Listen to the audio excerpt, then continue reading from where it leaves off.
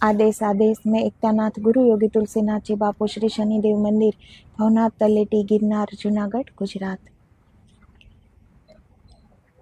पिछले वीडियो में हमने देखा कि जनक राज को अपने सदगुरु अष्टावक्र जी के सामने ही एक महाक्रांति घटती है उनके साथ और वो अद्वैत में प्रवेश कर जाते हैं और फिर कहते हैं कि आश्चर्य आश्चर्य, क्योंकि बड़ा यकायक हुआ ये जनक राज के साथ। और वो कहते हैं कि अब कोई दूसरा दिख नहीं रहा है, अब मैं किससे संबंध जोड़ूं, किससे नाता जोड़ूं, किसके साथ मोह करूं, क्या करूं अब मैं। पहले भी मैं अंधा नहीं था, मेरी आँख खुली ही हुई थी, लेकिन सब नजर आ रहा था। लेकिन आज ये अचानक क्या हो गया कि अब कुछ और नजर आता ही नहीं है, यहाँ कोई दूसरा नजर आता ही नहीं है। तो ये अचानक क्या हो गया, तो वो अपने सदगुरु के सामने ही अद्वैत में प्रवेश कर गए। ये बड़ी अच्छी बात है कि जब ऐसा कुछ घटित होता है तब अगर सदगुरु निकट न हो, पास न हो, तो वो व्यक्ति विक्षिप्त हो सकता है कि ऐसा कैसे हो सकता है कि कुछ दिख नहीं रहा है, कोई अलग दिखाई नहीं दे रहा है। जनक राज कह रहे हैं कि अभी मैं ऐसा अनुभव कर रहा हूँ कि सब एक दूसरे में बह रहे हैं, एक की सांस दूसरा ले रहा है, दूसरे की सांस तीसरा ले रहा है। यहाँ सबकी चेतना, सबके प्राण, सबकी सांसें एक दूसरे में बह रही है। यहाँ कोई भिन्न नहीं है, सब एक है। तो आज तक सब भिन्नता दिख रही थी, लेकिन अब कोई भेद दिख नहीं रहा है। तो आज ही मेरी भरपूर आंख खुली है, सही मायने में आज ही मेरी आंख खुली है। तो जनक राज को वो ज्ञान उपलब्ध हो गया और वो द्वैत से अद्वैत में प्रवेश पा गए। अब तो हम सब यहाँ एक दूसरे में बहते हैं। ये सिर्फ ज्ञान की बात नहीं है, ये विज्ञान भी मानता है। ये विज्ञान ने भी प्रमाणित किया है कि एक दूसरे की ऊर्जा एक दूसरे में बहती है। इसलिए ही हम कभी किसी उदास व्यक्ति के पास बैठ जाते हैं तो हमारे पास कोई कारण नहीं होता उदासी का, लेकिन हम भी उदास हो जाते हैं। तो ये कैसे होता है? क्योंकि उनकी जो उदासीन ऊर्जा है वो हमारे अंदर वो बही, इसीलिए ऐसा हुआ। अगर हम कोई आनंदित व्यक्ति के पास बैठ जाते हैं तो भी हमारे पास कोई कारण नहीं है कि हम आनंद हो, लेकिन हम आनंद से भर जाते हैं, आनंदित हो जाते हैं। ऐसा क्यों हुआ? क्योंकि वो उनकी ऊर्जा थी। उनके व्यक्ति जिस स्थान पर बैठा होता है उसके चारों ओर उनकी ऊर्जा फैली हुई होती है। वो भी नहीं देख पाता, हम भी नहीं देख पाते, और हमने कभी गौर से सोचा भी तो नहीं कि ऐसा क्यों हो रहा है। अगर हम ऐसा सोचते, हर बात को एक देखने का ढंग होता हमारे अंदर, तो हमें भी समझ में आता। तो ये बार बार जो प्रूफ देना पड़ता है वो हमें नहीं देना पड़ता, हमें स्वयं मालूम होता। तो अब ये वैज्ञानिक प्रमाण भी है कि हम सब लोग एक दूसरे में बह रहे हैं। ये सारी हमारे अंदर की चेतना, हमारे अंदर की ऊर्जा एक दूसरे में बह रही है। तो यहाँ कोई अलग नहीं है, अलग हमें दिख रहा है सिर्फ। वैज्ञानिक कहते हैं कि जब तुम किसी की तरफ बहुत प्रेम से देखते हो तो तुम्हारे भीतर से एक ऊर्जा उसकी तरफ बहती है। अब इस ऊर्जा को नापने के भी उपाय है। तुम्हारी तरफ से एक विशिष्ट ऊष्मा उसकी तरफ प्रवाहित होती है। ठीक वैसे ही जैसे विद्युत के प्रवाह होते हैं, ठीक वैसे ही विद्युत धारा तुम्हारी तरफ से उसकी तरफ बहने लगती है।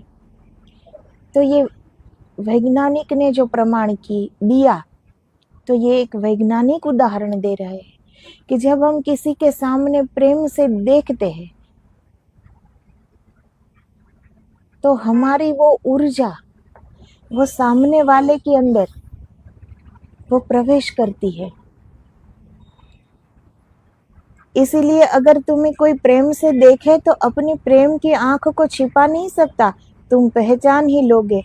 तुम्हें जब कोई घृणा से देखता है तब भी छिपा नहीं सकता, क्योंकि घृणा के क्षण में भी एक विध्वंसात्मक ऊर्जा छुरी की तरह तुम्हारी तरफ आती है, चुभ जाती है। इसीलिए ये छुप नहीं। आंखें, कहते हैं ना, आंखें ही हमारा आईना है। हमारे अंदर के भाव हम शब्दों से तो अगर छुपा ले, लेकिन आंखों से नहीं छिपा पाते। तो अगर हमने किसी के सामने प्रेम से देखा है तो सामने वाला हमारे आंखों में ये भाव पढ़ ही लेगा कि ये एक प्रेम से ही देखा है मेरे तरफ। और हमारे अंदर जो उस प्रेम से जो भी भाव उत्पन्न हुआ, वही भाव सामने वाले के अंदर उत्पन्न होगा, क्योंकि वही ऊर्जा, वही चेतना, वही बात वो सामने वाले में भी बही। इसी तरह कोई घृणा से देखता है, अंदर घृणा है लेकिन शब्दों से छुपा रहा है, लेकिन आंखें बता देगी कि कितनी घृणा है, क्योंकि एक विध्वंसक ऊर्जा उसके अंदर से हमारे अंदर प्रवेश करती है और हमें पता चल जाता है कि सामने वाले के अंदर हमारे प्रति कितनी घृणा है। तो ये सब कैसे पता चलता है? यहाँ सब तो ऐसे कोई त्रिकाल ज्ञानी संत तो नहीं हो गए कि सबको एक दूसरे का पता लग जाता है, लेकिन ये हमारी ही ऊर्जा है जो एक दूसरे में बहती रहती है और एक दूसरे का संदेश लाती रहती है, पहुंचाती रहती है। प्रेम तुम्हें खिला जाता है, घृणा तुम्हें मार जाती है। घृणा में एक जहर है, प्रेम में एक अमृत है। रूस में एक महिला है, उस पर बड़े वैज्ञानिक प्रयोग हुए हैं। वह सिर्फ किसी वस्तु पर ध्यान करके उसे चला देती थी। तो ये एक ही घटना नहीं है, पर ये एक उदाहरण रूस की महिला का यहाँ दिया है। वरना कई बार हम लोगों ने सुना भी है कि चलती ट्रेन को भी लोग अपने ध्यान से रोक देते हैं। इतनी शक्ति है ध्यान में, लेकिन कभी कुछ ध्यान से किया ही नहीं ना। वो हमारे जीवन का एक सामान्य काम भी क्यों न हो, वो भी हमने पूरे ध्यान से कभी नहीं किया। वरना ध्यान हमारे लिए इतना दुर्लभ न हो जाता, लेकिन दुर्लभ है क्योंकि कर नहीं पाते। क्यों नहीं कर पाते? क्योंकि ढंग से एक भी काम नहीं किया, एक भी काम ध्यान से नहीं किया। काम यहाँ करते हैं, हाथ यहाँ चलाते हैं, मन कहीं और है, दिमाग कहीं और है। इसीलिए हमने सीखा ही नहीं कि ध्यान वो कोई इतनी बड़ी दुर्लभ चीज नहीं है। अगर शुरुआत की जाए, हर पहले काम से शुरुआत की जाए, जो भी काम करे पूर्ण ध्यान से, कि जो कर रहे हैं उसमें ही, बिल्कुल उसमें ही मगन हो गए। अब दिमाग में कुछ और नहीं चल रहा, मन कहीं और है ही नहीं, सब कुछ पूर्णतया हम वही काम कर रहे हैं। तो धीरे धीरे ये अभ्यास बढ़ेगा ध्यान करने का। लेकिन हम एक भी काम ध्यान से नहीं करते। काम हाथ कर रहा होता है, दिमाग कहीं और होता है, मन कहीं और होता है। इसलिए ध्यान हमें बड़ा दुर्लभ लगता है कि ये हम कैसे कर सकते हैं। तो ध्यान में बड़ी ताकत होती है। ऐसे तो कई उदाहरण हैं कि सिर्फ देखकर पूरी ट्रेन रोक देते हैं। तो ये तो एक रूस की महिला का वैज्ञानिक ने जिसे ये प्रमाणित किया है, उन्होंने देखा है, प्रयोग करके देखा है। वह सिर्फ किसी वस्तु पर ध्यान करके उसे चला देती है। टेबल के ऊपर वह 10 फीट की दूरी पर खड़ी है और एक बर्तन रखा है। वह 5 मिनट तक उस पर ध्यान करती रहेगी। उसकी आंखें उस पर एकजुट जम जाएगी और बर्तन कंपने लगेगा और वह अगर कहेगी कि बाएं चलो तो बर्तन बाएं सरकने लगेगा, दाएं चलो तो बर्तन दाएं सरकने लगेगा। इस पर बहुत अध्ययन हुआ कि मामला क्या है। अब वैज्ञानिक तो कुछ छोड़ेंगे ही नहीं ना, हर तरफ से जांच करेंगे, क्योंकि उनके पास तो प्रश्न ही प्रश्न है, तर्क ही तर्क है। जब तक प्रमाण न मिल जाए तब तक वो कहाँ सुख से बैठते हैं। तो वो तो तार्किक है, उनका जीवन ही तार्किक है, हर चीज पर तर्क करते हैं। तो विज्ञान ने तो कितना ये प्रयोग किया होगा, कितनी गहराई से जांचा होगा ये। तो बहुत अध्ययन किया, लेकिन एक और आश्चर्य की घटना पता चली कि अगर वह 5 मिनट यह प्रयोग करे तो उसका आधा किलो वजन कम हो गया है। तो ऊर्जा निश्चित ही प्रवाहित हुई, उसने ऊर्जा खोई। 5 मिनट के प्रयोग में उसने काफी जोर से ऊर्जा को फेंका। उसी ऊर्जा के धक्के में बर्तन हटने लगा, सरकने लगा, बंद गया। तो अब ये सिर्फ देखने भर से नहीं हुआ कि वो उस औरत ने 5 मिनट तक उस बर्तन की ओर देखते रहे और वो बर्तन कांपने लगा और उनके इशारों पर चलने लगा। लेकिन वैज्ञानिक ने जब जांच किया तो मालूम हुआ कि उस औरत का आधा किलो वजन कम हो गया था। तो वो 5 मिनट में कितनी ऊर्जा खो दी उस औरत ने। तो ये जो भी हो रहा था वो अपनी ऊर्जा से हो रहा था, अपनी शक्ति से हो रहा था। हम एक दूसरे में बह रहे हैं, हम जाने या ना जाने। तुमने यह भी देखा होगा कि कुछ व्यक्ति ऐसे होते हैं जिनके पास तुम्हें बहाव मालूम होगा, जैसे तुम किसी नदी की धारा में पड़ गए जो बह रही है। उनके साथ तुम रहोगे तो ताजगी मालूम होगी, उनके साथ तुम रहोगे तो एक प्रवाह है, गति मालूम होगी। जैसे हम नदी किनारे बैठते हैं जाके, ऐसे ही बिना कारण हम प्रफुल्लित हो जाते हैं। कोई कारण नहीं होता, ऐसा नहीं कि पहली बार पानी देखा, लेकिन हम बिना कारण प्रफुल्लित हो जाते हैं। ऐसा क्यों हुआ? वो नदी की ऊर्जा, क्योंकि वो प्रवाहित होती रहती है, तो इसके साथ हम बह जाते हैं। और फिर कुछ ऐसे लोग हैं जो बिल्कुल एक डिब्बे की तरह बंद है, जिसके पास ऐसा लगेगा जैसे सब बंद हो गया, कहीं बहाव मालूम ही नहीं होता, सारे द्वार बंद, हवा भी नहीं आ रही है, रोशनी भी नहीं आ रही है, सब कुछ बंद हो गया।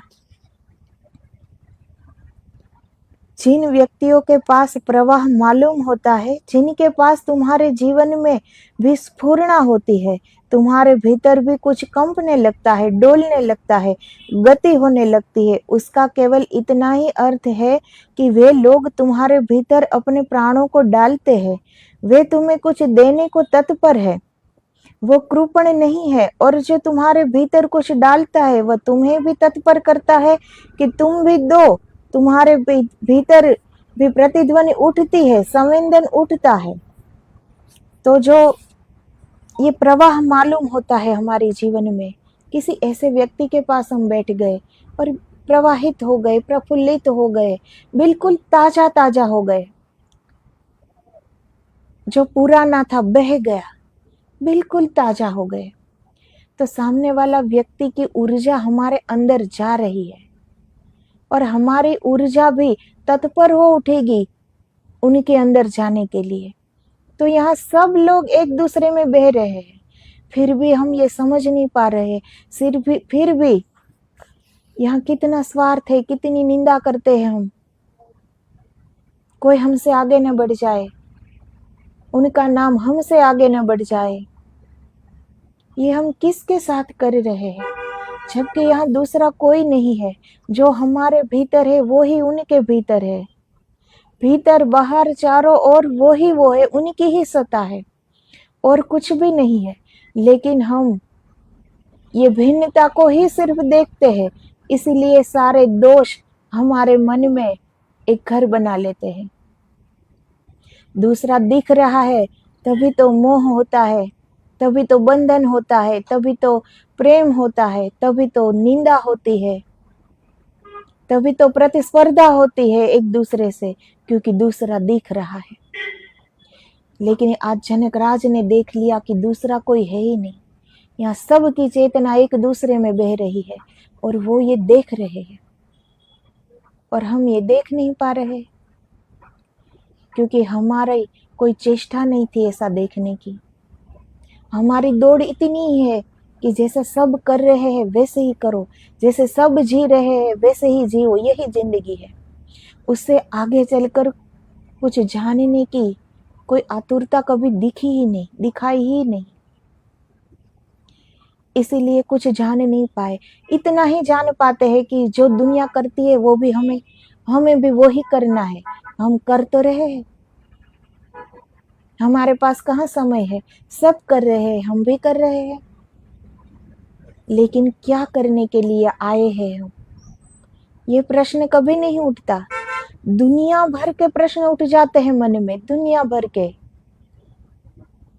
जो हमारे किसी काम का नहीं और काम में आने वाला भी नहीं। ऐसे ऐसे प्रश्न उठते हैं बैठे बैठे, लेकिन जो उठाने वाला प्रश्न है कि क्या करने आए हैं हम, क्यों आए हैं, ये मौका ईश्वर ने क्यों दिया है, ये प्रश्न कभी नहीं उठेगा। बेफिजूल के प्रश्न उठेंगे मन में, किसी काम के नहीं होते हैं, इसीलिए हम कर नहीं पाते, इसीलिए हम सोच भी नहीं पाते। वरना ये जो छोटी छोटी बातें हैं कि किसी के पास बैठकर हमें ये एहसास होने लगता है, लेकिन वो एहसास महसूस हो तो ना। हम इतने बहिर्मुखी यात्रा के इतने आदी हो गए हम कि कुछ महसूस ही नहीं होता। बस यही है कि जीवन भर दौड़ो, ये चाहिए, अब वो चाहिए, सबके पास है तो मेरे पास क्यों नहीं, और सबके पास है तो मेरे पास ज्यादा होना चाहिए। बस यही विचार, यही सोच। फिर दूसरा ऐसा सोचना हो तो जगह कहाँ है दिमाग में। कितना कूड़ा कचरा हमारे दिमाग में भरा पड़ा है, इसमें ऐसी सोच आएंगी कहाँ से।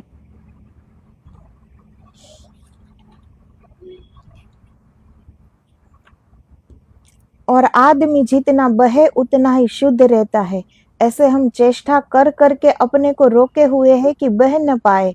जब जनकराज को पहली दफा दिखाई पड़ा होगा कि अरे यह सब चेष्टा व्यर्थ है, कितना ही ऊपर ऊपर से रोकते रहो, लेकिन भीतर तो हम सब जुड़े हैं।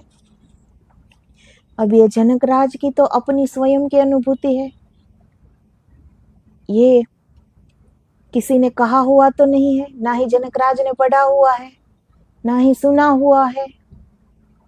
ये स्वयं की अनुभूति है, ये जाना हुआ है, ये स्वयं जाना हुआ है कि स्वयं को कितना भी रोक लो, लेकिन हम रोक नहीं पाते एक दूसरे से बहने में।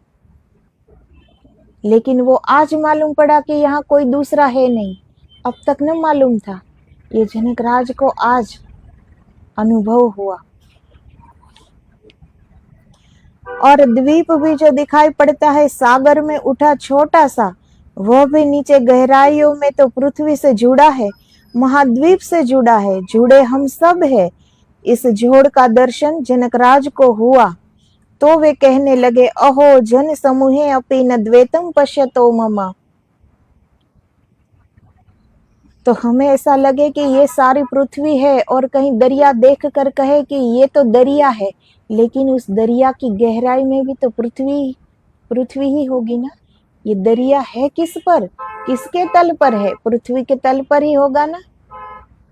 तो जो हमें दिखाई नहीं दे रहा है, इसका मतलब ये तो नहीं दरिया का आधार तो होगा ना, वो किस पर है, वो पृथ्वी के तल पर ही है। तो वो जुड़ा हुआ है इस पृथ्वी से, लेकिन हमें नहीं दिखाई दे रहा है। ऐसे ही जैसे हमें नहीं दिखाई दे रहा है कि यहाँ कोई और नहीं है, कोई दूसरा नहीं है, ये हमें नहीं दिखाई दे रहा है। जब तक आत्मा की दृष्टि नहीं खुलती, तब तक हमारे इस चर्म की आंख से तो ये भिन्नता ही दिखेगी।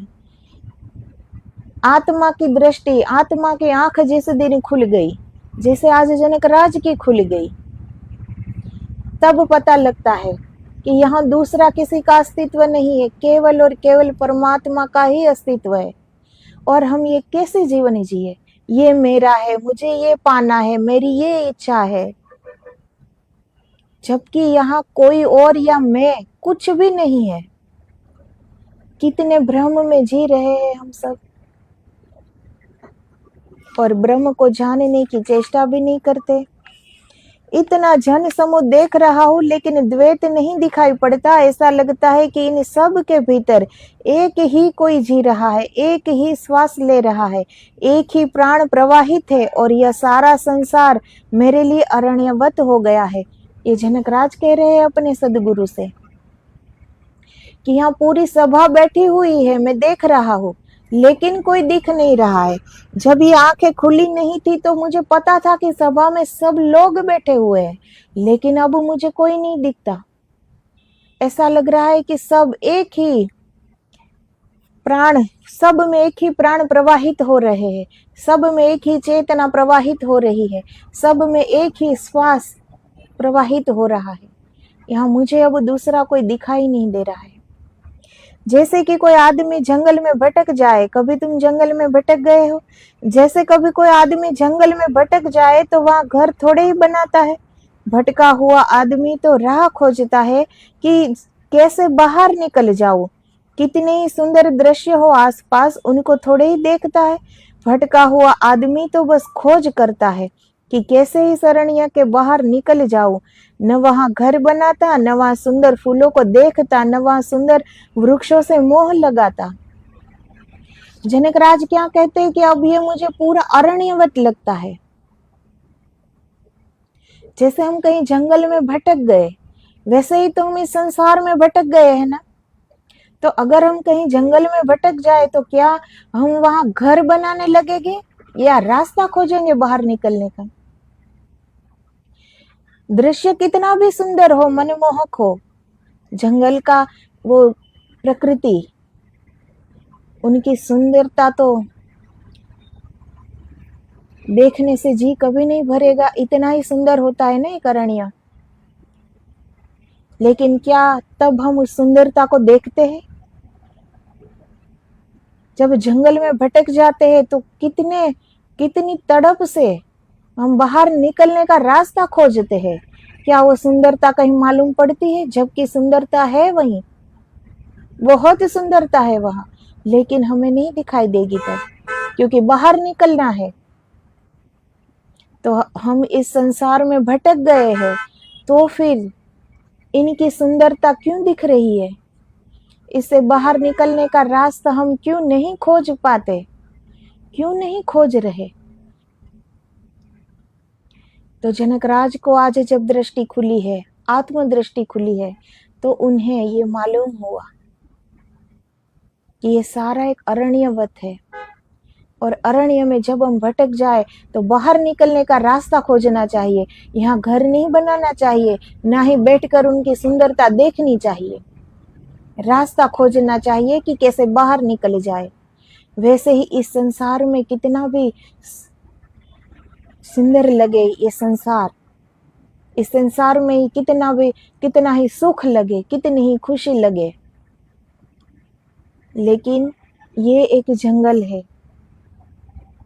ऐसा ही समझना चाहिए कि उनमें से बाहर निकलने का रास्ता खोजना है। ये इन सब से बाहर निकलना है, इसमें रह नहीं जाना है। जनक जी कहते हैं कि मेरे लिए यह संसार अरण्यवत हो गया है। इस नए बोध में इस संसार का सारा काम मुझे एकदम जंगल जैसा हो गया है। जैसे मैं भटका था इसमें अब बाहर निकलना चाहता हूँ, और मैं अब चकित हो रहा हूँ। तब कहाँ मैं मोह करूं? इस भटकी हुई अवस्था में, इस जंगल में, इस अरण्य में कहाँ मैं मोह करूं? किससे मोह करूं? तो जब अरण्य में भटक जाए तो उन सुंदरता का कहाँ हम मोह करेंगे कि चलो यहाँ अब घंटे 2 घंटे बैठते हैं, इसकी सुंदरता निहारते हैं। क्या तब हम ये करते हैं जब पूरे जंगल में हम अकेले हो? पता है कि कभी भी अभी रात हो जाएगी, कहाँ जाऊंगा? तो कोई सुंदरता सुंदरता लगेगी? वो सुंदरता कहीं नजर नहीं आएगी। सिर्फ हम रास्ता खोजेंगे, कहीं से रास्ता मिल जाए कि बाहर निकल जाओ,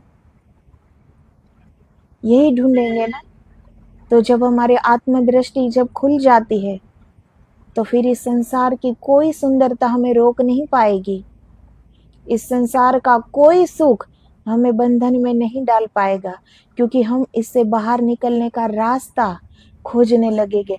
हमारी नजर किसी सुंदरता पे रहेगी ही नहीं, फिर किसी सुंदरता को देखेगी भी नहीं। वो सिर्फ देखेगी बाहर निकलने का रास्ता। वो सोचेगी सिर्फ कि इससे कैसे बाहर निकला जाए। अब तक लोगों ने कहा होगा, जनकराज को भी, वे बड़े ज्ञानियों का सत्संग करते थे, पंडितों का सत्संग करते थे, बड़े गुण ग्राहक थे। न मालूम कितने लोगों ने कहा होगा, छोड़ो मोह छोड़ो माया। लेकिन आज जनकराज पूछते हैं कि छोड़ो माया मोह, यह तो बात ही फिजूल है, करो कैसे? करना चाहूं तो भी करने का उपाय नहीं दिखाई पड़ता, क्योंकि दूसरा कोई है ही नहीं जिससे मोह करो, मैं ही बचा हूं। तो जनकराज के दरबार में तो रोज ही ज्ञान चर्चा चलती थी। महापंडित आते थे रोज। विद्वानों की सभा थी, ज्ञानियों की सभा थी वो। तो इनसे पहले,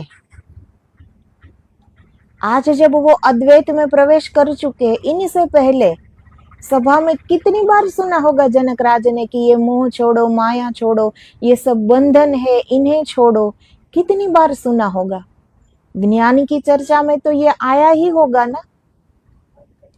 लेकिन आज जब जनकराज को ज्ञान प्राप्त हुआ, तो जनकराज ने ये जाना कि मोह किससे करूं, अब कोई दूसरा दिख ही नहीं रहा है, तो मोह किससे करूं, प्रेम किससे करूं, बंधन कहां से लाऊं? जब दूसरा कोई है ही नहीं, तो किसके संग मोह हो मुझे? तो ये सिर्फ लोग कहते हैं ना कि सत्संग करो, लेकिन ये सुनने की बात नहीं है। सुनते किसको नहीं पता कि क्या करना चाहिए? सबको पता है कि मोह माया को त्यागना चाहिए, ये सब बंधन को छोड़ना चाहिए, मुक्ति का मार्ग खोजना चाहिए, सबको पता है। एक ही बात कितनी बार रिपीट करोगे? ये एक ही बात है ना। ज्ञान में और क्या बात है? यही है मुक्त होना। लेकिन वो कोई बात से मुक्त नहीं होता, कोई चर्चा से मुक्त नहीं हो जाते, करना पड़ता है। अगर 1 घंटा 2 घंटा उस बातों में हम बिगाड़ दे, भले ही वो सत्संगी हो, लेकिन वो 1 घंटा 2 घंटा हम अपने भीतर देखा होता तो।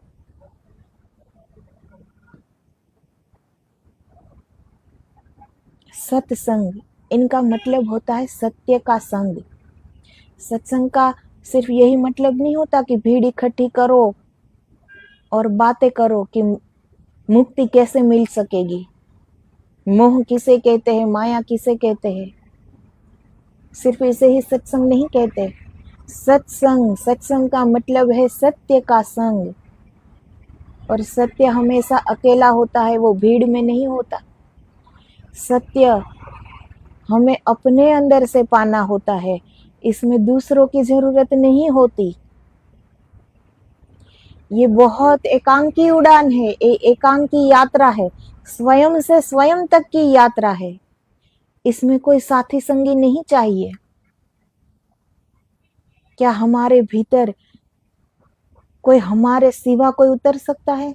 हमारे अंदर कितना भी हम उसे प्रेम करते हो, कितना भी, जब हम ध्यान में गहराई में उतरे, क्या वो भी हमारे साथ हमारे अंदर उतर सकता है? नहीं उतर सकता, क्योंकि ये बड़ी निजी क्रांति है, ये एक निजी घटना है। इसमें भीड़ की कोई आवश्यकता ही नहीं होती, लेकिन लोग भीड़ इकट्ठा कर लेते हैं। ज्ञान की चर्चा, ज्ञान की चर्चा करने से क्या मिलता है? ये क्या अपना ज्ञान है कि जो चर्चा करते हैं? वो भी हम किसी पुस्तक से ही लाए होंगे ना, किसी ग्रंथ से ही लाए होंगे ना। और जो शास्त्र और ग्रंथ में लिखा है वो उनका अनुभव है, वो उनका ज्ञान है, उनकी ही चर्चा करेंगे ना हम, और क्या करेंगे। लेकिन जो भी समय हमें मिला उस समय में हम अपने भीतर उतरे, मिथ्या ऊर्जा ना बिगाड़े, बोल के, चारों ओर देख के, और हमारी समग्र ऊर्जा को साथ लेकर हम अपने भीतर उतरे, तो क्या नहीं पा सकते हम। हमारे ही अंदर पूरी शक्ति का भंडार अपनी सारी शक्तियों के साथ हमारे अंदर विराजमान है। उनके लिए क्या असंभव बात है। बीच में से अगर हम निकल जाए, हमारा ये अहंकार निकल जाए कि मैं कुछ कर रहा हूं, मैं भी हूं, ये अहंकार निकल जाए, तो फिर वो ही बचता है ना। उनके ही चरणों में स्वयं को सौंप देना है, और क्या करना है। ये जितनी सहज बात है ना, जितनी सरल बात है ना, उतनी ही हम लोगों ने उसकी चर्चा कर करके इतनी दुर्लभ बना दी है कि सबको ऐसा लगे कि ओहो, ये तो हमसे ना होगा। इतने बड़े बड़े काम हमसे होते हैं, कहां से कहां की यात्राएं हम कर आते हैं, तो डर नहीं लगता। कुछ सोचते भी नहीं कि हाँ चलो यात्रा में जाना है, चलो तैयार हो जाते हैं। तो ये तो कहीं जाना भी नहीं है, अपने ही भीतर उतरना है, कहीं दूर जाना भी नहीं है। लेकिन जितनी चर्चा करेंगे ना उतनी उलझन बढ़ेगी, जितना सुनेंगे उतनी ही उलझन बढ़ेगी। अब इतने सारे धर्म है हमारे यहाँ, इतने सारे संप्रदाय है, सबका अपना अपना एक रास्ता है। मंजिल तो सबकी एक ही है, लेकिन रास्ते सबके अलग अलग है। अब सबकी सुनो, कोई इधर जाता है, कोई उधर जाता है, फिर कोई तीसरे का सुन लेता है तो उसे लगता है कि चलो ये सही है, अब इस मार्ग से चलते हैं। ऐसे तो कभी मंजिल नहीं मिलेगी ना। दोनों पैर एक ही दिशा में होगा, हमारी दृष्टि के सामने हमारा लक्ष्य होगा, तो मंजिल प्राप्त हो। लेकिन दूसरे की आंख से हम ये मंजिल तय नहीं कर पाते, मंजिल मिल ही नहीं सकती दूसरे की आंख से। हमारी ही आंख खुली होनी चाहिए। दूसरे की रोशनी में कब तक हम चलेंगे? दूसरा जहां मुड़ जाएगा तो हमारा रास्ता सीधा है और दूसरे को आगे जाके मुड़ना है। तो अगर उनके पास कोई टॉर्च है, उनकी अपनी रोशनी है उनके पास, तो उनकी रोशनी के भरोसे हम चल पड़ेंगे क्या अंधेरी रात में, अगर उन्हें आगे जाके मुड़ना हो तो। लेकिन हमारे पास अपनी ही टॉर्च हो तो क्या कोई फर्क पड़ेगा वो आगे जाके मुड़े कि अभी भी मुड़ जाए, यहीं से मुड़ जाए, क्योंकि हमारे पास हमारी टॉर्च है, इसके प्रकाश से हम आगे बढ़ जाएंगे। तो दूसरों का ज्ञान, दूसरों का सत्य, दूसरों की आंख, ये हमें उलझा देती है। दूसरे हमें कहीं नहीं पहुंचा सकते, ये यहाँ हमें स्वयं जाना होता है। जहां दूसरा आया वहां उलझन बढ़ी। यहाँ सबकी सोच अलग है, सबका रास्ता अलग है। यहाँ एक ही माँ बाप की दो संतानें होती है, फिर भी उनके विचार वर्तन भी अलग होते हैं। तो दुनिया की तो बात ही क्या करनी। एक साथ पले बड़े, एक माँ बाप के दो संतान भी एक सा नहीं सोचते, कभी एक जैसी सोच नहीं होती। तो क्या दुनिया की सोच हमारे जैसी होगी? तो फिर क्यों उलझे सबके साथ? उतना वक्त हम अपने आप को क्यों न दे? उतना वक्त हम अपने भीतर जाके क्यों न देख ले हमारे ही प्रकाश को। दूसरे के प्रकाश की जरूरत ही क्या हमें।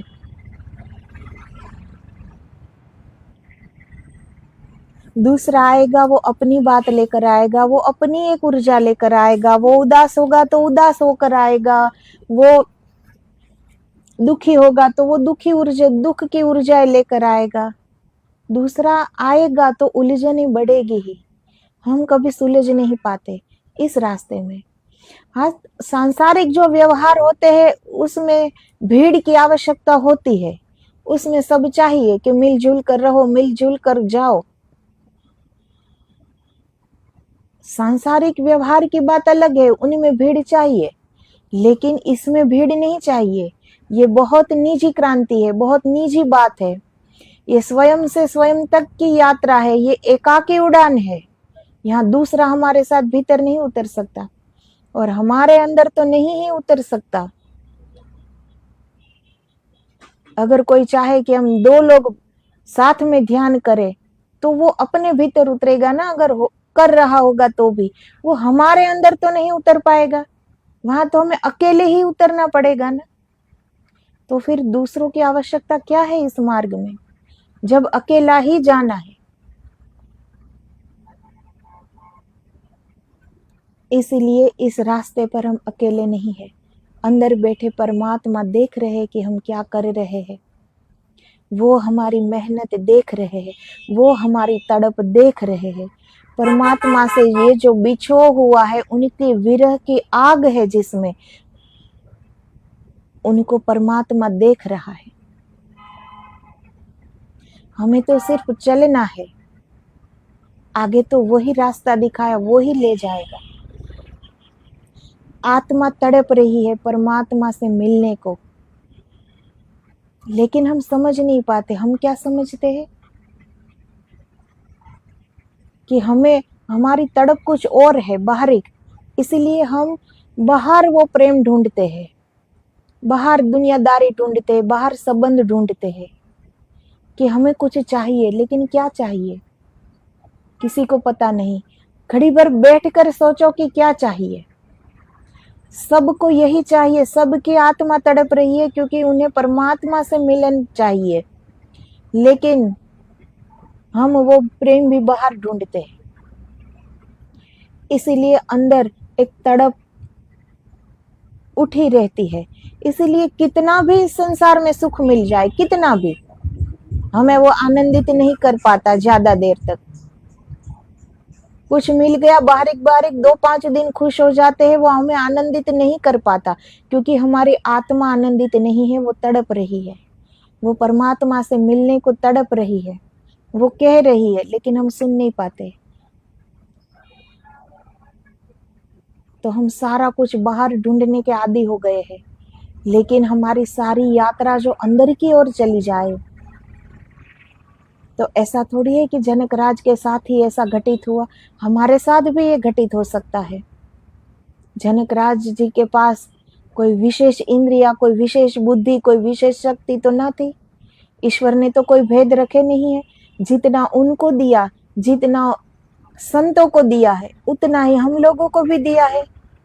वहां उन्हीं के पास तो कोई भेद नहीं है कि कुछ कम ज्यादा दिया होगा। यहाँ सबके पास एक ही शक्ति है, लेकिन कोई अपनी शक्ति को देखकर, पहचान कर अपना सही रास्ता चुन लेता है। और सही रास्ता यही है कि भीतर उतरो और सत्य को जानो, सत्य को पाओ। कब तक दूसरे का सत्य सुनते रहेंगे, कब तक दूसरे का ज्ञान सुनते रहेंगे, कब तक दूसरे का उदाहरण सुनते रहेंगे, कब तक ये कहेंगे कि जनक राज को ज्ञान उपलब्ध हो गया, परीक्षित राजा को मोक्ष मिल गया, सुखदेव जी को वो आनंद उपलब्ध हो गया। कब तक सुनते रहेंगे। न जाने कितनी सदियों से हम सुनते ही आ रहे हैं कि ये सब तो इन्होंने किया, हमारे लिए तो ये बहिर यात्रा ही है, जैसे कि हमें तो यही करनी है। वो सब सुनने की बात है, करने की नहीं। लेकिन ये करने की बात है, करने के लिए ही हमें ये मनुष्य देह मिली है, यही करने के लिए मिली है, लेकिन फिर भी हम हर जन्म में जो किया वो ही हम करते जा रहे, इसीलिए कहीं पहुंच नहीं पा रहे हैं। कोल्हू के बैल की तरह दिन भर चलाओ लेकिन मन कहीं नहीं पहुंचना है, वहीं के वहीं रहना है।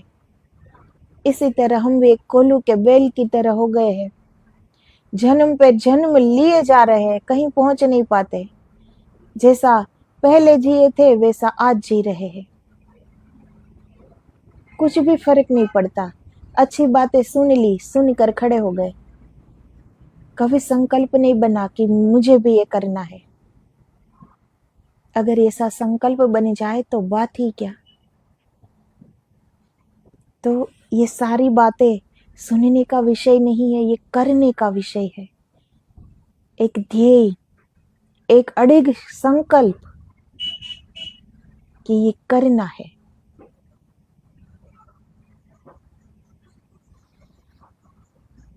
कितने सालों तक जनकराज ने विद्वानों की सभा में ज्ञान की चर्चाएं की, इससे क्या प्राप्त हुआ जनकराज को?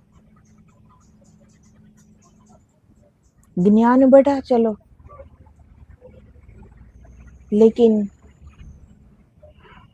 जो पाना था, जिस सत्य को पाना था, जिस आत्मा को परमात्मा में एकाकार करना था, क्या वो सुनने भर से हो जाएगा क्या? वो सुनने से नहीं होता, वो करना पड़ता है। इसीलिए जब उनके सदगुरु अष्टावक्र जी मिले जनकराज को और उन्होंने ये करवाया, और उनकी ही उपस्थिति में जनकराज अद्वैत में प्रवेश पा गए, सत्य को जान लिया, अपने आप को जान लिया, और उसे पता चल गया कि अब तक जो देखा था वो तो कुछ था ही नहीं, अब तक तो असत्य में ही जी रहा था, अब तक तो एक भिन्नता में जी रहा था। मालूम तो अब पड़ा, आंख तो आज खुली है, जिया तो अब हूँ। और जनकराज ने ये जाना कि सब एक दूसरे में बह रहे हैं, यहाँ कोई भिन्नता है ही नहीं, यहाँ कोई और है ही नहीं। तो जब तक जनकराज के दरबार में विद्वानों की सभा चल रही होगी, सबने कहा होगा माया को छोड़ो, मोह को छोड़ो, बंधन को तोड़ो, लेकिन ये क्या सुनने से या कहने से हो जाता है? लेकिन जिस क्षण जनकराज ने किया, अब तो पूरी दुनिया भी उसे कहे कि नहीं बंधन जोड़ो, तब भी जनकराज अब कैसे जोड़े? क्योंकि उसे ये ज्ञान हो गया, वो ज्ञान को उपलब्ध हो गए, वो सत्य को उपलब्ध हो गए। उन्होंने जाग कर देखा कि यहाँ कोई दूसरा है ही नहीं, तो किससे बंधन जोड़े, किससे मोह करे, किससे माया करे? तो ये करने से होता है, ये सुनने से नहीं होता, ये पढ़ने से नहीं होता, करना पड़ता है। पूरी जिंदगी हम बस यही, इसने ये किया, ये संत वो सत्य को उपलब्ध हो गए, ये आनंद को उपलब्ध हो गए, उन्होंने परमात्मा पा लिया। तो क्या ये सिर्फ उनके लिए ही था? उन्होंने पा लिया तो हम क्यों नहीं पा सकते? उनका अभ्यास था, उनका परिश्रम था, उनका अडिग संकल्प था, तो हमारे अंदर भी हम क्यों न वो संकल्प को जगाए? हमारे अंदर इतना प्रकाश है, हमारे अंदर पूर्ण परमात्मा विराजमान है, क्या असंभव है हमारे लिए अगर करना चाहे तो। लेकिन सुनने के आदी हो गए हैं, अच्छी बातें सुनकर खड़े हो जाते हैं, करने का कभी अडिग संकल्प, ऐसा कुछ लक्ष्य बना ही नहीं। इसीलिए हम ये सब हमारे इतने ग्रंथ पढ़ते हैं, सुनते हैं, बस पढ़ लिया, सुन लिया, बात खत्म। इसीलिए कुछ प्राप्ति होती नहीं है। इसीलिए सत्संग, सत्संग का सही अर्थ यही है कि सत्य का संग। सत्संग का अर्थ यह नहीं कि भीड़ इकट्ठी करो और ज्ञान की चर्चा करो। जो ज्ञान की चर्चा है वो किसी और का ज्ञान है, किसी में से पढ़कर ही ज्ञान की चर्चा करते हैं ना। जब तक हम उस ज्ञान को उपलब्ध नहीं हो गए तब तक तो हम दूसरे के ज्ञान की ही बात करेंगे ना, कि वेद में ये लिखा है, पुराण में ये लिखा है, सांख्य ये कहता है, दर्शन ये कहता है, उपनिषद ये कहता है, यही बात करेंगे ना सत्संग में। लेकिन उन सब ने बात की है वो अपने ज्ञान की बात की, अपने अनुभूति की बात की है। हमारे पास क्या है कि हम बात भी कर सके। इनसे अच्छा कि हम उतनी देर अपने ही भीतर उतरे तो, उतनी देर हम ध्यान करें तो कुछ पा सकेंगे। किसी और का उधार ज्ञान लेकर भीड़ इकट्ठी करके हम चर्चा करेंगे, सत्संग करेंगे, इससे प्राप्त क्या होगा? सबको मालूम है क्या करना चाहिए, क्या नहीं करना चाहिए। सबको मालूम है सत्य क्या है, असत्य क्या है। इसमें चर्चा जैसी कौन सी बड़ी बात है कि सत्संग करना पड़े। कलयुग की हमारे जो आयुष्य है वो बहुत छोटी है। जीवन के रहते करना है ना, और जीवन का कोई भरोसा है नहीं, कब सांसें निकल जाए, कब आयुष्य पूरी हो जाए। तो जीवन के रहते करना है। कब तक सत्संग किया करेंगे, कब तक सिर्फ पढ़ेंगे, कब तक सुनेंगे, कब तक सिर्फ दूसरे के ज्ञान की चर्चा करेंगे, कब तक दूसरे की वाहवाही करेंगे कि ये तो बड़े महान महात्मा हो गए, उन्होंने तो परमात्मा पा लिया। कब तक दूसरों की ही बात करेंगे, खुद पर कब अप्लाई करेंगे? तो ये एक ही मौका है मनुष्य जीवन का, एक ही आधार, एक मौका ईश्वर ने जो हम पर विश्वास करके दिया, ये मौका कम से कम हम ये निभा जाए कि ईश्वर को शर्मिंदा ना होना पड़े कि किसको मौका दिया। इतना भर तो कर जाए हम। तो जितना भी समय मिले, ये नहीं कि सब कुछ छोड़कर ध्यान में बैठ जाओ, बात ये नहीं है। लेकिन जितना भी समय मिले उतना अगर हम ध्यान करें तो बाकी के समय में वो अभ्यास हो जाएगा। फिर हम जो भी काम करेंगे हमारा ध्यान हमारे भीतर रहेगा, फिर हमारा मन कहीं और, दिमाग कहीं और भटकेगा नहीं, क्योंकि अभ्यास है हमारे पास ध्यान का। तो फिर वो होगा। जैसे हमारा अभ्यास है बाहर, हमारा मन बाहर की ओर तुरंत चला जाता है, क्या हम भेजते हैं? क्या अलग से कहना पड़ता है कि मन तू जा? कहना नहीं पड़ता, वो अपने आप चला जाता है, क्योंकि आदि है, उसे आदत लगी हुई है। वो हम काम यहाँ करते होंगे, मन कहीं और होगा, दिमाग कुछ और सोच रहा होगा। इसे कहना नहीं पड़ता, वो अपने आप करता है, क्योंकि ये आदत बनी हुई है। इसी तरह हम ध्यान की आदत जब डालेंगे तो वो भी हो जाएगा। फिर हम काम करते होंगे, खाना खाते होंगे, कुछ भी करते होंगे, हमारा ध्यान हमारे भीतर रहेगा। हमारा ध्यान ही नहीं है हमारे जीवन पर, और हम सब ये कह रहे हैं कि ये जीवन मेरा है, ये हम जी रहे हैं। कैसे जी रहे हैं? ये कैसा हमारा जीवन है? हमसे हमारा ही जुड़ाव नहीं है, हम हमारे ही अंदर नहीं देख पाते, तो फिर ये हमारा जीवन कैसे हुआ? हमारा हमारे साथ ही जुड़ाव नहीं है। हमें क्या चाहिए पता नहीं, हमें किससे खुशी मिलती है पता नहीं, क्योंकि आज इनसे खुशी मिलती है, कल दूसरे से मिलेगी। आज ये चीज प्रिय है, कल दूसरी चीज पे नजर अटक जाएगी। हमें स्वयं नहीं पता कि हम किस चीज से खुशी हमें मिलेगी, वो भी नहीं पता। क्या चाहिए पता नहीं। ये क्यों दौड़ रहे इतना बाहर, वो भी पता नहीं। सब दौड़ रहे हैं, इसलिए हम भी दौड़ रहे। दौड़ो, जैसी दुनिया जी रहे हैं वैसे तो हम जी रहे हैं। कुछ अलग से इसलिए हम सोच नहीं पाते कि जैसे सब कर रहे हैं वैसे तो हम कर रहे हैं, और क्या सोचना, और क्या करना। तो फिर सत्संग का मतलब क्या है? जिन जिन संतों ने ये किया उन्होंने तो समाज से अलग हटकर किया होगा ना कुछ।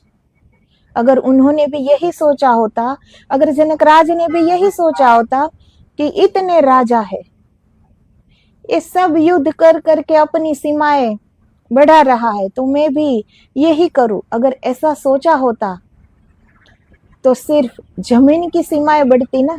लेकिन सबने किया, सब राजा जो करते थे वो जनकराज ने नहीं किया, इसीलिए वो स्वयं असीमता में, वो स्वयं असीमता का रूप बन गए।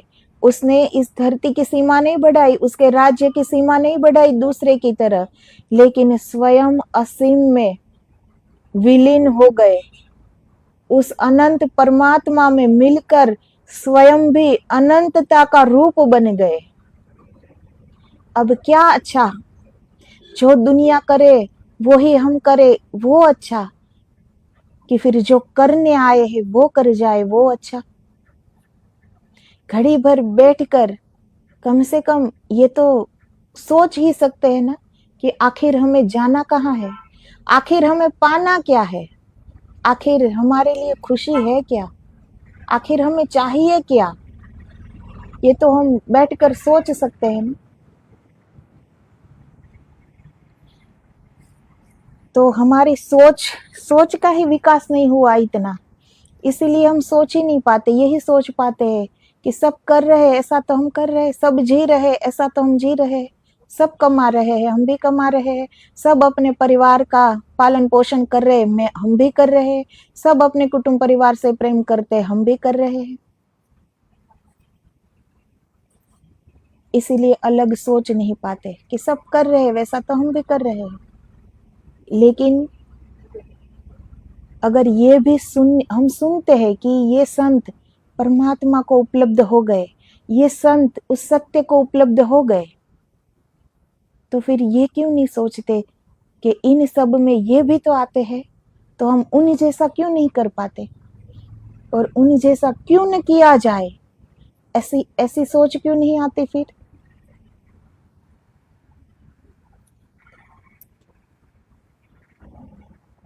तो सोच को एक विशालता जब मिले तब ऐसी सोच हम सोच सकते हैं, वरना तो सारी अच्छी बातें दुनिया में कोई बात बाकी रही नहीं है, सब कही जा चुकी है। दुनिया में ऐसी कोई बात नहीं है जो किसी ने सुनी ना हो, सब सुनी जा चुकी है। हमारे इस देश में एक दिन भी ऐसा नहीं जाता कि कहीं पर भी कोई कथा न हो, भागवत कथा, देवी भागवत, शिव पुराण ना हो, ऐसा तो एक दिन भी नहीं जाता होगा। तो सबने सब कुछ सुना है, इसलिए अब बहुत सुन लिया, बहुत कह लिया, बहुत पढ़ लिया, लेकिन अब करने की बारी है कि अब कुछ किया जाए, तभी होगा। ज्ञान को सुनने से ज्ञान तो प्राप्त होता है लेकिन मोक्ष प्राप्त नहीं होता, वो सत्य प्राप्त नहीं होता।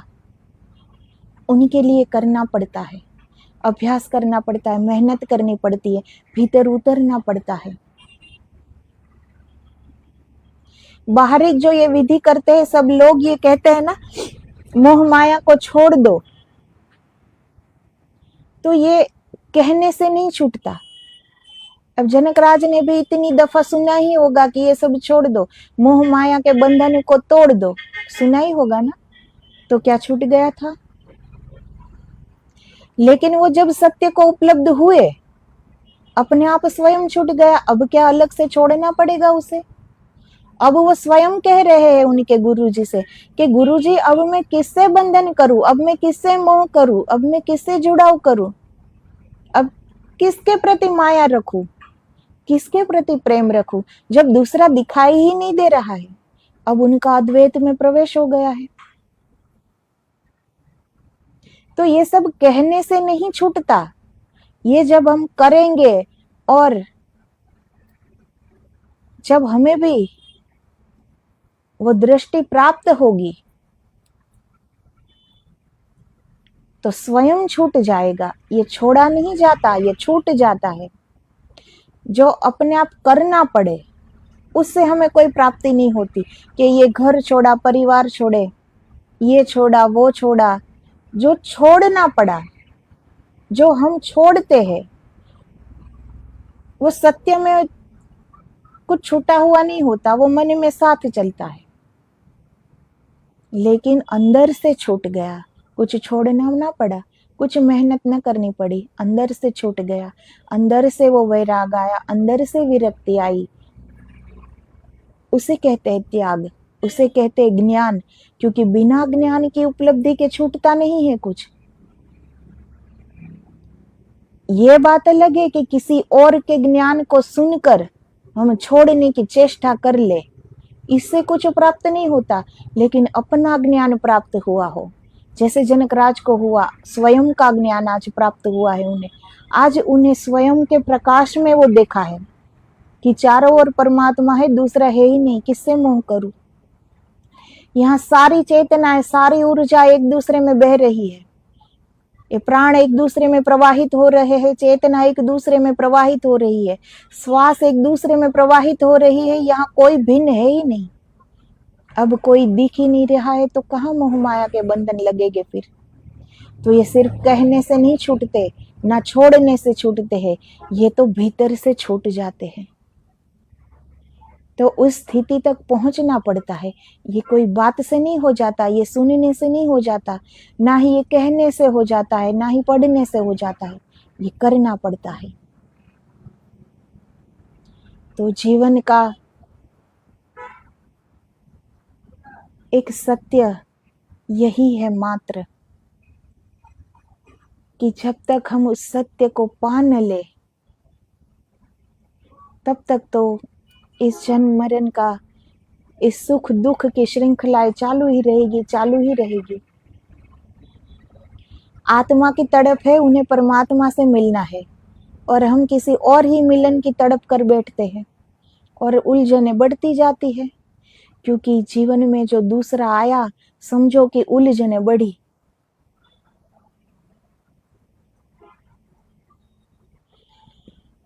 सदगुरु जब आते हैं तो वो दूसरे नहीं होते।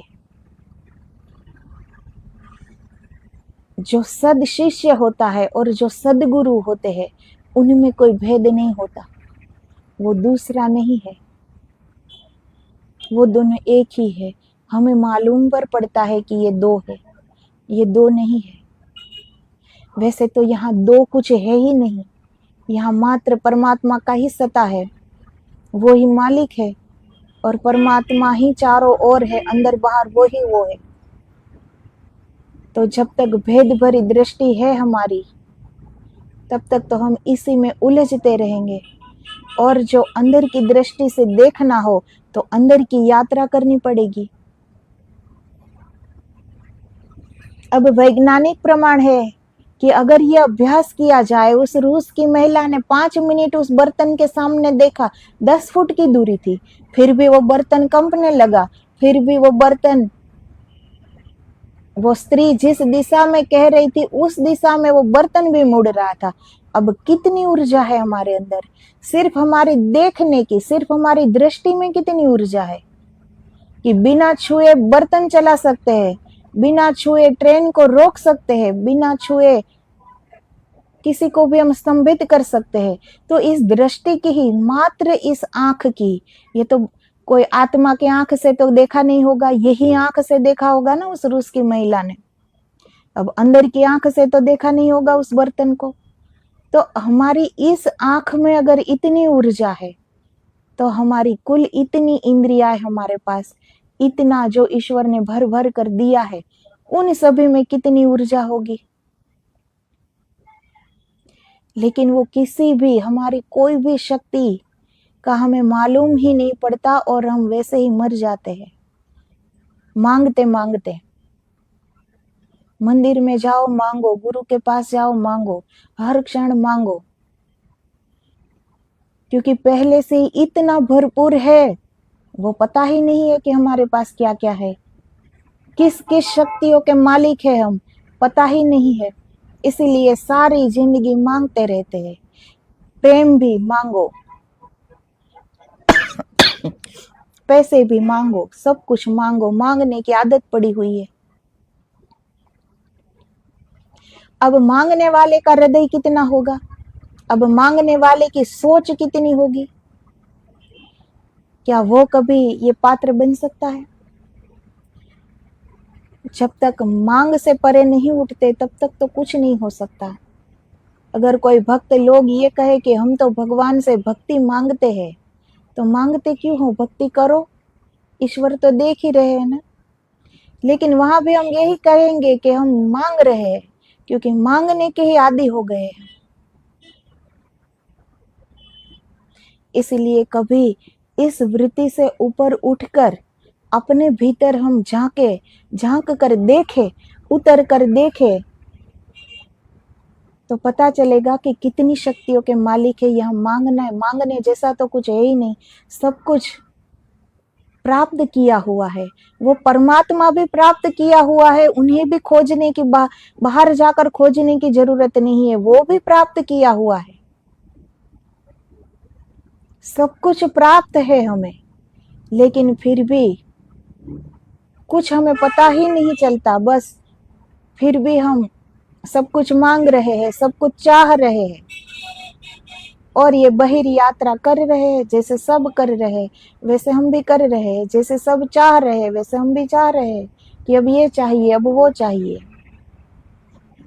इसीलिए अपने आप को पहले अपने आप से जुड़ा होना चाहिए। पहले बैठकर ये सोचना चाहिए कि आखिर में हमें चाहिए क्या, और जितना भी समय मिले अपने भीतर उतरा जाए, तो फिर ये अभ्यास हो जाएगा। फिर कुछ भी करते करते हमारा ध्यान हमारे अंदर रहेगा, फिर अलग से याद नहीं रखना पड़ेगा, वो अंदर चला ही जाएगा। जैसे अभी काम करते करते हमारा मन बाहर जाता है, तो हमें वो अलग से मन को बाहर भेजना नहीं पड़ता, वो अपने आप चला जाता है, क्योंकि आदत है उनकी। इस तरह आदत हम ये लगाएंगे तो मन को वो आदत हो जाएगी। अब मन के या दिमाग के अपने हाथ पैर तो है नहीं, उनको तो जैसे हम चलाते हैं वैसे वे चलते हैं, जैसी आदत हम डालते हैं वैसे वो आदी हो जाते हैं। तो अगर भीतर उतरने की आदत डाल दे हम, तो फिर ध्यान रहेगा ही। तो आगे का अब जनक राज क्या कहते हैं, उनकी अनुभूति वो कल के वीडियो में हम देखेंगे। तो आदेश आदेश, जय गिरनारी, जय गुरुदेव।